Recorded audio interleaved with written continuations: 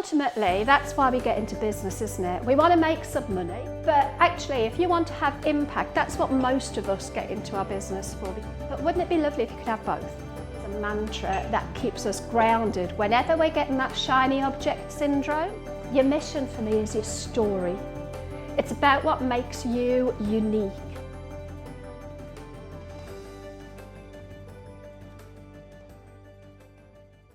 Well, hello. You gave me the graveyard shift straight after lunch. Yeah, I want you to stand up, do 15 jumping jacks, go down, give me 5 press-ups. That should get the energy going.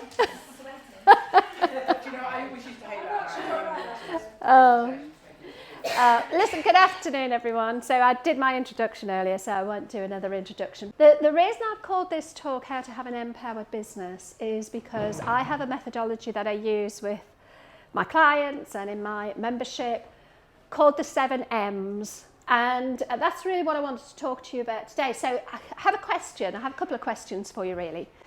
Who would like to make more money in their business? Even if you are not money driven, here's a bit of a truth bomb.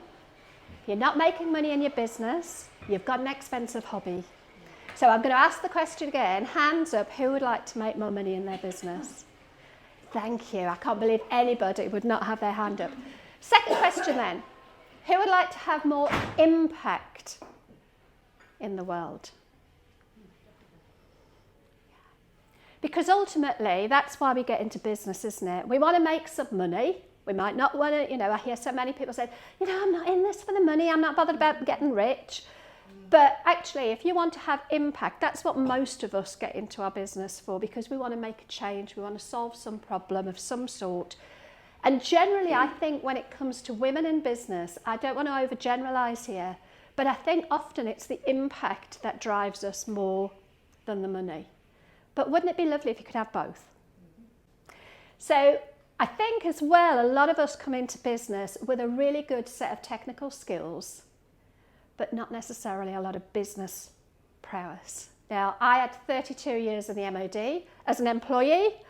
I had not a Scooby about business when I started my business 6 and a bit years ago. And it was a steep learning curve.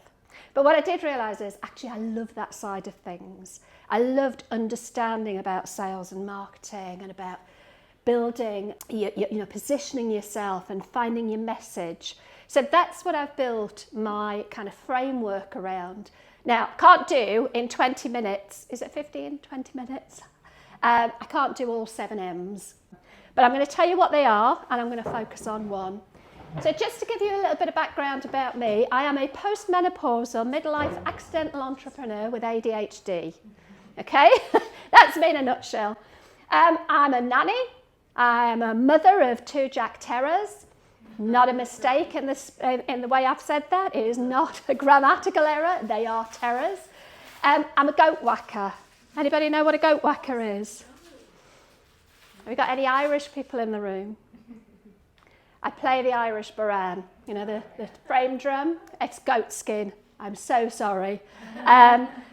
You can get synthetic ones as well, but I do have a tendency to whack the goat.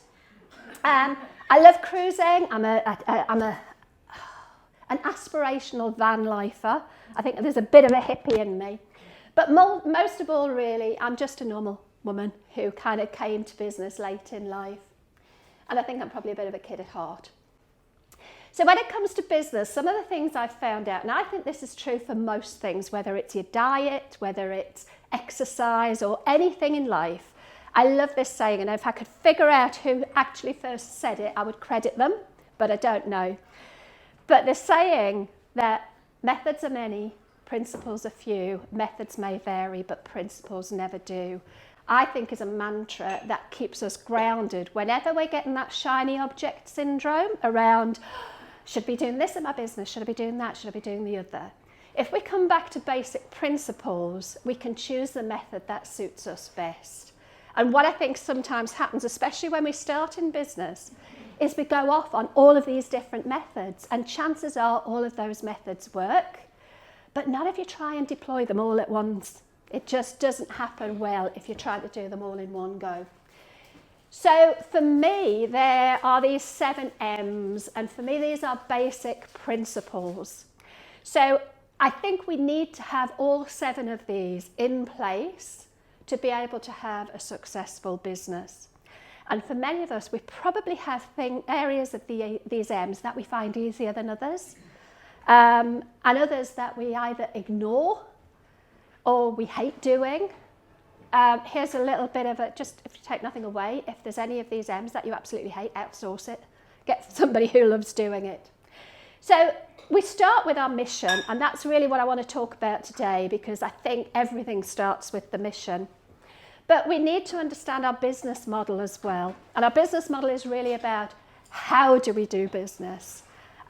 We're then looking at the market. This is where I'm kind of having a little bit of a struggle, as I mentioned earlier, trying to really define my market, because until you know who your market is, it's very, very hard then to get your messaging right, and your messaging is key.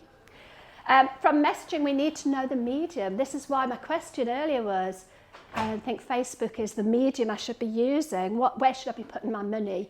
And I need to know some of the other bits first before I can figure out what that media should be. The 6th M is the machine, because I think, how many of you feel like you're going through a little bit of feast or famine in terms of your client acquisition? You get one, you service that client, you do a great job, and then you suddenly realise you've taken your eyes off the marketing, and that client finishes and you've got to start the whole thing again. So for me, a good business creates a machine that keeps that lead generation going. And what often happens is people put lead generation down when they've got enough clients. That machine needs to be working constantly in the background by whatever method you choose. So I can't go into all of these. And the final one, and this is my nemesis, this is the one that I outsource or ignore, is the metrics. It's taken me 6 years to really understand you've got to know your numbers. If you don't know your numbers, you're basically batting blind. So what I wanted to talk about today is that first M, your mission, because for me, everything falls off the back of your mission. But what is your mission? It's not your mission statement. It's not just, you see them, don't you, on corporate businesses. This is our mission statement. I don't think that's what your mission is. Certainly not as an independent solo business owner. Your mission for me is your story. It's about what makes you unique. It's about what you bring to the table that nobody else does. So, Kate, as an accountant, there are millions of accountants out there, but there isn't a single accountant out there that is... It is Kay, isn't it? I've just had this horrible moment that I got your name wrong. There's not a single accountant out there that is Kay. Kirstine's a coach. You're a coach. Who else? Put your hand up, all the coaches in here. There's not a single coach that is you. You are absolutely unique. And this is part of your mission. So your mission is what you do, but it's also about who you bring to do that. So I think the things that we can bring into the fold to really understand our mission are multifaceted. The first thing is about your experience. So, for example, my mission in my previous business as a menopause trainer was brought about by my personal lived experience of living through menopause. But it was also brought about by the fact that I'd spent the last 10 years of my employed career as a trainer. It was also brought about by the fact that when I was in my 20s, I trained to be a fitness instructor, and in my 50s, I trained to be a nutritionist. And I brought all of that together, and that formed part of my story. Your credentials. Leslie's just qualified with a level 5 ILM in coaching and mentoring. You've just done your fraud something or other, I can't remember. All of these sort of credentials come together to form part of our mission and our story. It's what makes us unique. But it's not just the formal qualifications, it's also the the research that you've done, the study that you've done, the webinars you've attended, the training courses, the books you've read, the podcasts. It's all of the things. Your credentials are your past clients, the people that you bring to the table. All of that forms your story. And then also it's your unique ideas. How many of you have defined or designed a proprietary system for the way you deliver your product or service? Show me the hands that haven't. I don't know what one is. Okay. So my proprietary system now are the 7 M's. It's the framework that I'm able to stand up and talk about. I know you have, because I've seen it. It's your signature, right? It could be your signature program, but it's more how you package your ideas. So my 7 M's, there's nothing unique about those 7 M's. They're basic business principles. But it's the way that I've packaged it as an M-powered business. And I would strongly advise any of you to think about how you can create a system out of what you offer, especially if you're in the coaching business. And I'm not talking about designing a program, I'm talking about designing a system. So when I was health coaching, I had a framework I talked about. In fact, it was part of the basis for the book that I wrote, and it was NEST. And I talked about NEST as a lifestyle model because I was dealing with menopausal women and the empty nest syndrome seemed to make sense. But NEST was just basic principles. It was what Janet was talking about earlier. Nutrition, exercise, sleep, stress, thoughts and feelings, which is really kind of mindset, but NESM is an awful acronym, so we've got NEST. So having that proprietary system, it's how you can package your ideas that make you different, make what you're talking about unique to you. So have a think about how you can make your ideas a proprietary system. The next part of your mission is really about your story.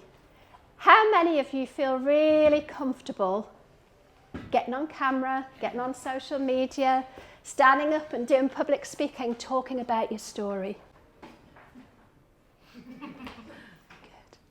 The rest of you, I would invite you to really, really, really start to try and get comfortable, because your story is what sets you apart from everybody else doing the similar sort of thing to what you do, because you have your experience, you have all of those other things we've talked about that make you you. And when you start to share your story, you will repel the people who don't like you, and that's a good thing, and you will attract the people that resonate with you. So what makes your story? How do you build your story? I think you have to find how you can stand out as a person of influence. Has anybody read Daniel Priestley's book, Key Person of Influence? I'm listening to it at the moment. Fabulous book. I've just finished that one, and it was really interesting listening to him talking through his book. It was audio for me, but reading his book. I wish I'd read it years ago. He's talking now about all of the things that I talk about and that I teach that I didn't even realise when I was sort of building my business that I was doing naturally. One of the things, I said earlier I had no idea about business, and I wasn't lying. But what I think I knew almost intuitively was that the only way I was going to be able to build a network, attract clients, win business, was to be a person of influence in my field. And by positioning myself, all I ever talked about was menopause. I became that menopause woman, which is not the moniker you want, but it meant that anytime somebody was asking anything about menopause in a room, my name was the name that came up. Not solely, I mean, there were other people out there. You don't have to be that unique, but ideally you want to be the name that people talk about. When people say, tell me about somebody who deals with chronic illness, you want to be able to say, you need to speak to Deborah. And it could be somebody from the other end of the country. That's how well known you are. That's where I got to through menopause. Now, I think there was an element of luck in there, in that I was early on in the menopause story, but I got out there every single day. Literally, I was looking back. I posted on LinkedIn every single day, 7 days a week for 4 years. Some of them were shit. I have to tell you, some of my posts were awful, but it didn't matter because I wanted people to know that I was the menopause woman. So how are you going to be the photographic woman in your niche? Think about how are you going to be the financial advisor that's different to everybody else. First of all, find a system. Secondly, set yourself apart. Get out there and start talking about your story, because I think that is what makes you that key person of influence. You need to build authority, so you need to stay ahead of the game on your topic, of course. The truth is, people will only buy from you if they believe and trust that you know your stuff. So here's another question for you. Please give me a show of hands if you feel really comfortable with being called an expert. I really struggled with the idea of being called an expert. I really struggled with it because I felt if I was calling myself an expert, somebody might ask me something and I don't know the answer and suddenly I'm caught out and I'm a fraud. And then somebody asked me, do you think you have expertise in your subject? I was like, oh yeah, I definitely have expertise. It's like, it's semantics. If you know more than the average person in the room about your subject, you are the expert in that. So building authority by showing your expertise is absolutely key. And then the final one is the visibility, because it's all very, well, you won't have influence, unfortunately, if nobody knows who you are and they haven't seen you.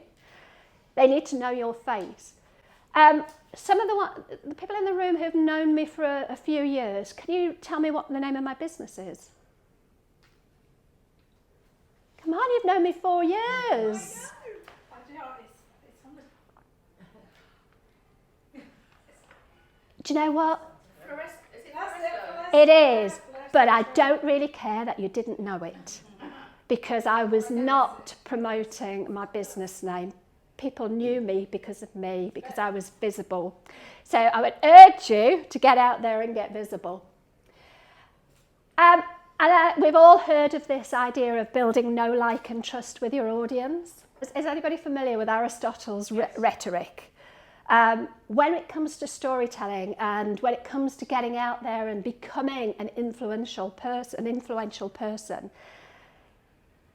it's all about our messaging. It's all about how we tell our story. And I see so often people will just use logos. So logos is logic. It's the facts, the figures.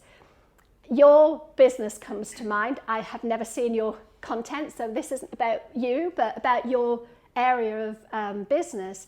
I see so many people like financial advisors giving facts and figures all of the time. They try and win clients around by not bamboozling them, but kind of highlighting the facts and figures, the logos. People don't buy on logic. They buy on emotion and they justify it with logic.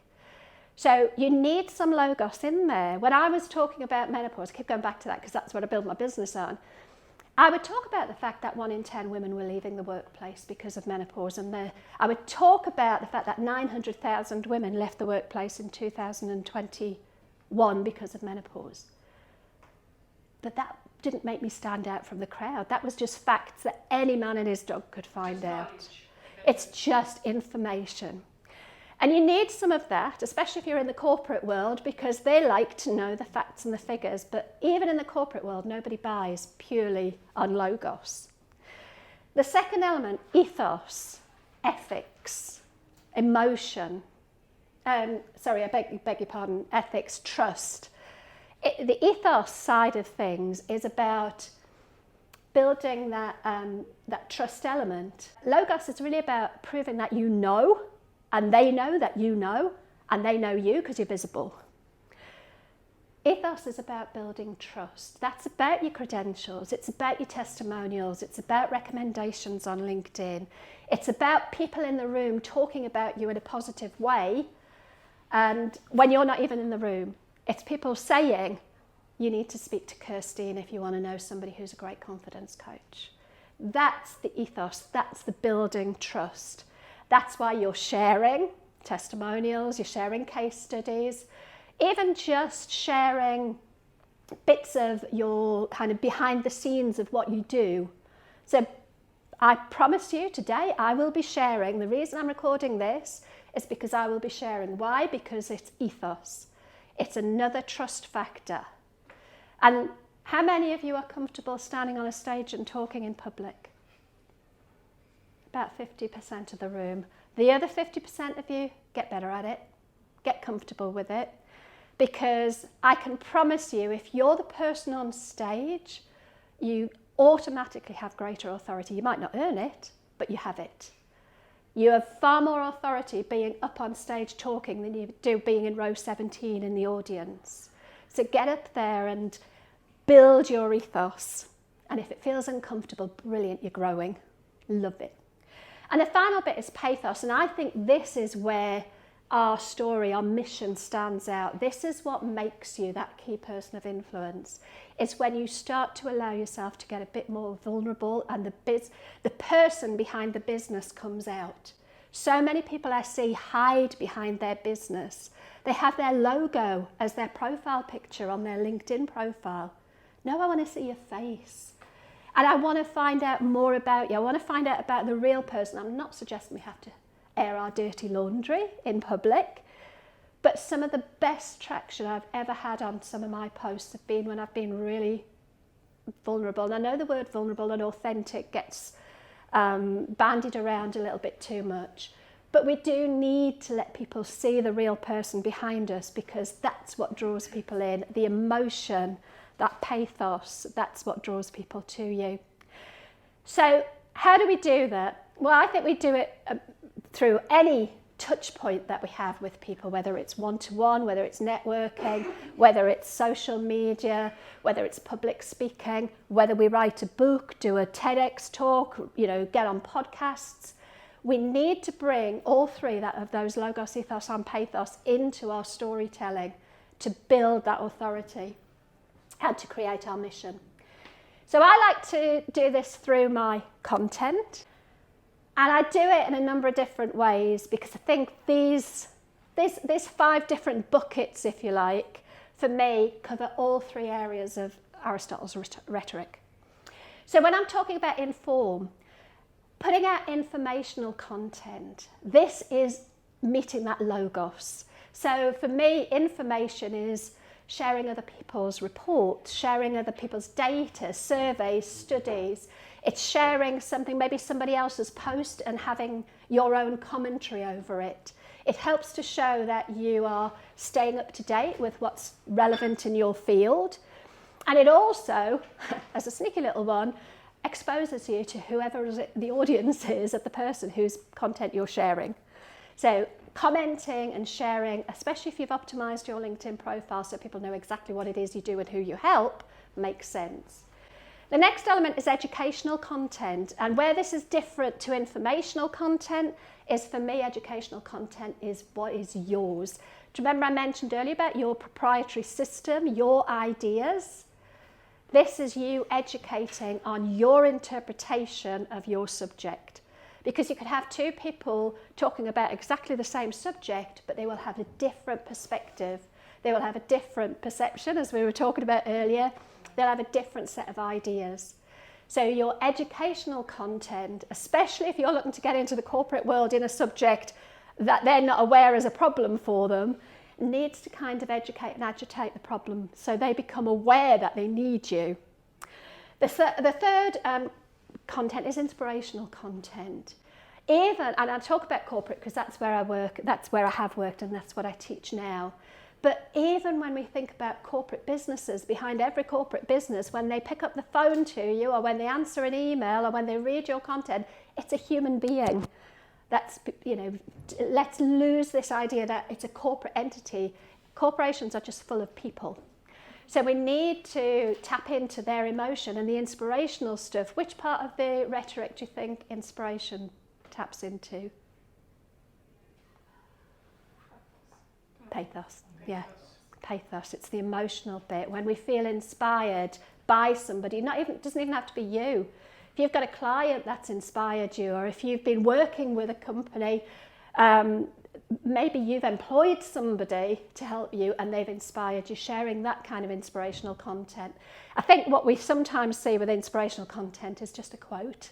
Oh, that's a nice little quote. And they're great if you're kind of short on ideas for the day.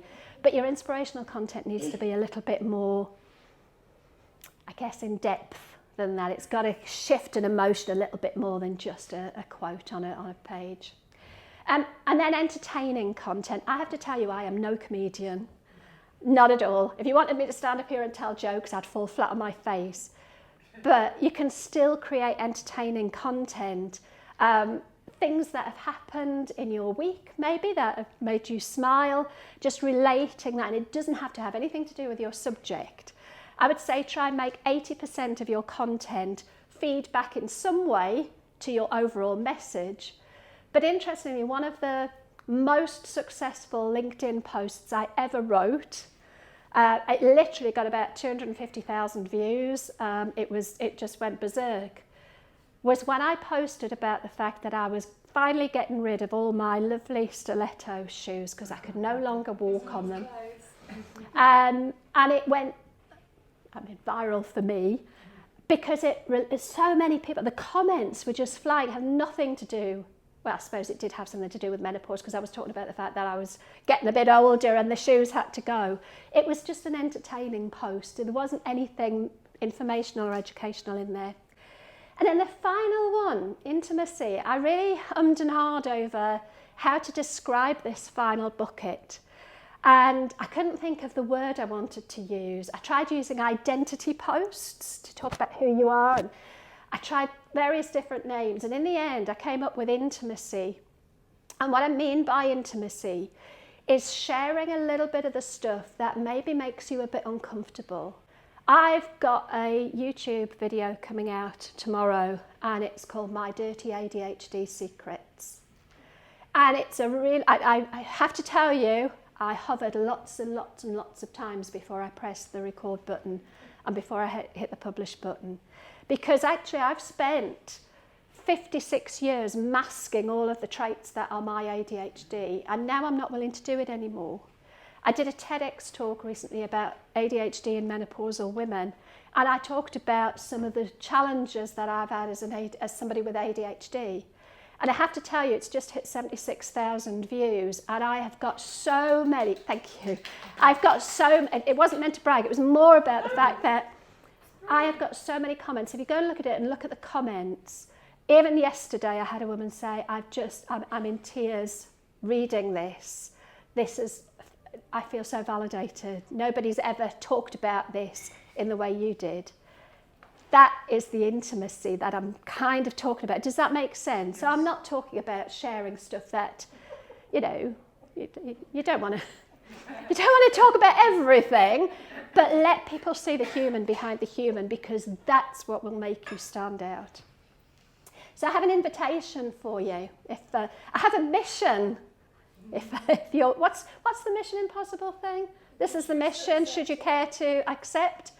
I'd love you to define your story, and I would like you to try and condense it into just 3 minutes. This is an exercise I get people in my membership to do really early on, is to define their story, condense it into 3 minutes. Now I'll say, imagine I've invited you onto my podcast, and by the way, that could be a possibility. And I ask you to introduce yourself. I'm not going to let you ramble on for 25 minutes. I want to know your story, including the logos, the ethos, and the pathos, in 3 minutes. So if you're up for it, not right now, although you can if you want, record a 3-minute video, share it on LinkedIn, and if that fills you with absolute dread, good, do it all the more, because that's getting you over the visibility hurdle. And then tag me in it. Might have to take Amanda to one side. Are you having a little bit of a moment down there? Never gonna happen. God bless you. If it makes you feel really uncomfortable, that's a perfect reason to do it. But if you don't want to share it on LinkedIn, just do it for your own benefit, record it, send it to Kirsty, send it to me in private, because actually the hurdle of recording it is the hardest bit. But you learn so much about yourself, about who you are, who you serve, why you want to serve them. In that process, think about your credentials, your experience, your personal experience, professional experience. Think about the study you've done, the formal study, the informal study. Think about the customers you've worked with and the benefit you've brought to them.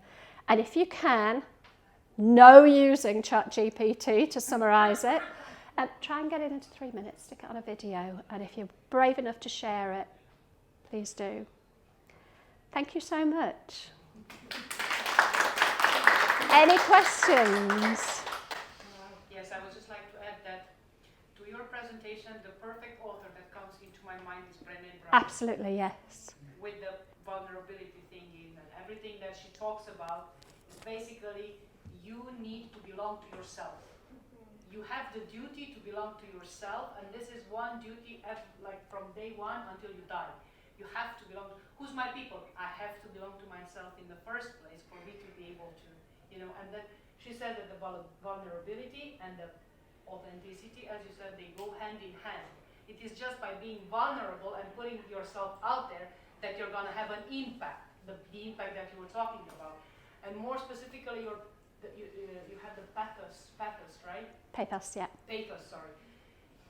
This pathos basically has been translated into pathetic, which is not the same thing, but pathetic comes from pathos. Mm-hmm. But you see how it was misinterpreted over time, and its meaning has changed completely. Absolutely. And I mean, the big thing with vulnerability is, that Brené Brown talks about, you can't have vulnerability without courage. No. You have to show courage to let yourself be vulnerable. And it's so terrifying, but the reward is massive. I just remember the first time I delivered a menopause awareness session to a mixed group and started talking about vaginal dryness to a group with mixed, with men in the room. And I could feel my hands sweating. And it was like opening the floodgates, literally, for everybody to feel like I'd just given them permission to talk about something they'd never talked about before. And that's the power that you can have when you give yourself a bit, the permission to be a bit vulnerable and show your vulnerability. Yeah. You were delivering that in corporate? Yeah. I mean, that takes Channel 4, the Royal Air Force, L'Oreal UK, big companies. I've said vaginal dryness to some of the best audiences in the world. In the world. That needs to be in your video. We need to cut this bit. Yeah. Just that little clip there. That's vaginal dryness. That's it. Anybody else got any questions? Anybody disagree with me? And I'm happy to be disagreed with. I think it's interesting, Ben, because I remember doing my first video and thinking, I need to do something else. I can't do this video thing because I hated photos, I hated video, I hated all of it. But if you can get over it and start being seen, and you have to, everything.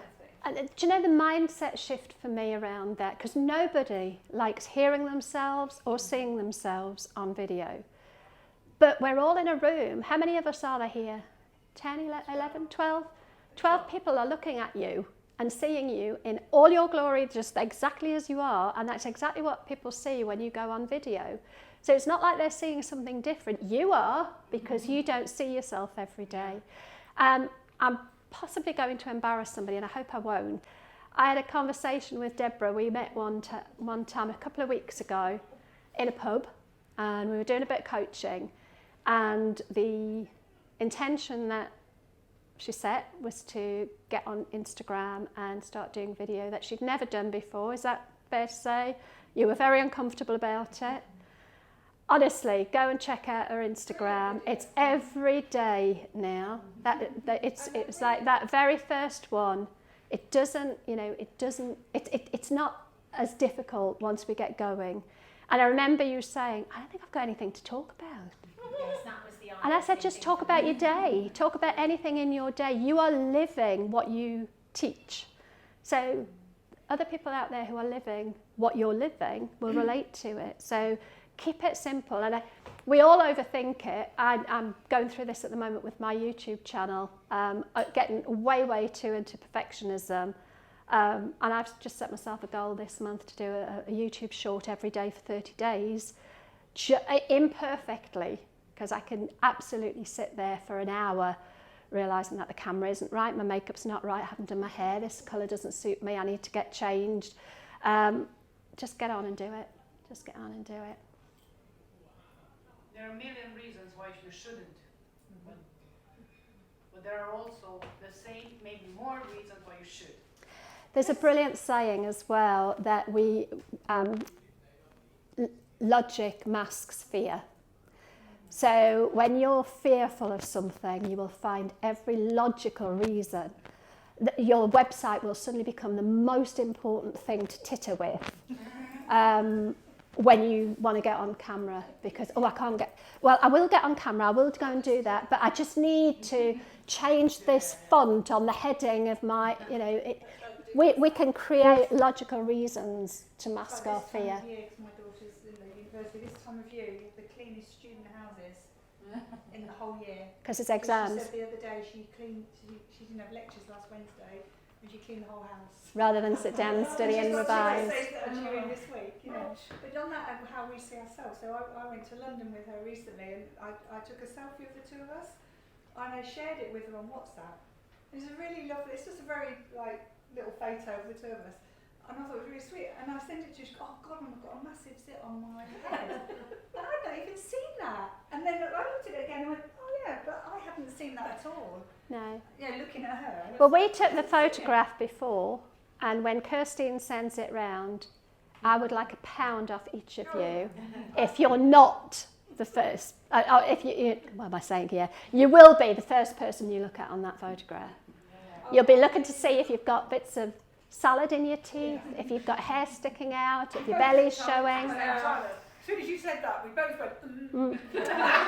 But everybody else on that photograph will look beautiful apart from you, because it's just human nature, isn't it? But we are what we are, and people see us in our true form every day, so we can't let that stop us. No. Yes. Right, I'm going to sit down now. Thank you so much, everyone. I forgot my little animation.